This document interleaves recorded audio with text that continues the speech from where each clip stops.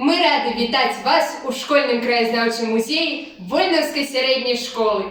Экспанаты нашага музея збіраліся з 80-х гадоў прошлага стагоддзя і сталі асновай для стварэння экспазіцыі музея.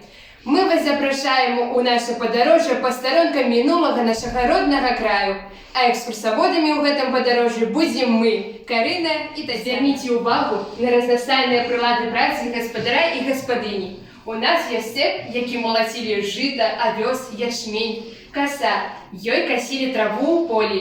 Граблі, імі граблі. А вось і гаспадыніны прылады працы. Звярніце вашу увагу на прац.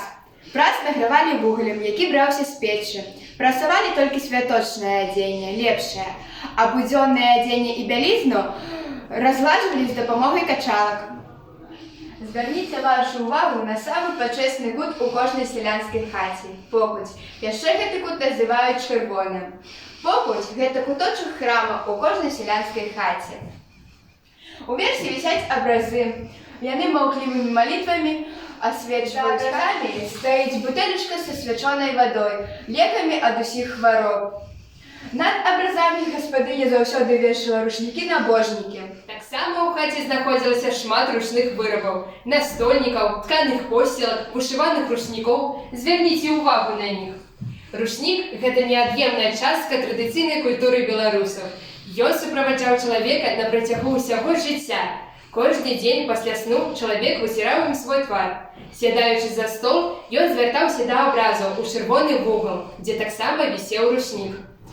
Ніколі чалавек не адпраўляўся ў дарогу без рушніка. З ім ён суправаджаў дарагіх гасцей. Вы, напэўна, ўжо звярнулі ўвагу на тое, што ў нашым музеі сабрана вялікая колькасць прадметаў ганчарства. У кожнай хаце і ў кожнай гаспадыні іх павінна было быць дастаткова. Вытворчасць керамічнага посуду і формы ускладняліся і станавіліся разнастайнымі, дзякуючы ганчарнаму кругу, які прыйшоў на Беларусь у 16 стагоддзі. У нашым музеі вам прадстаўлены глякі, званы і кружкі.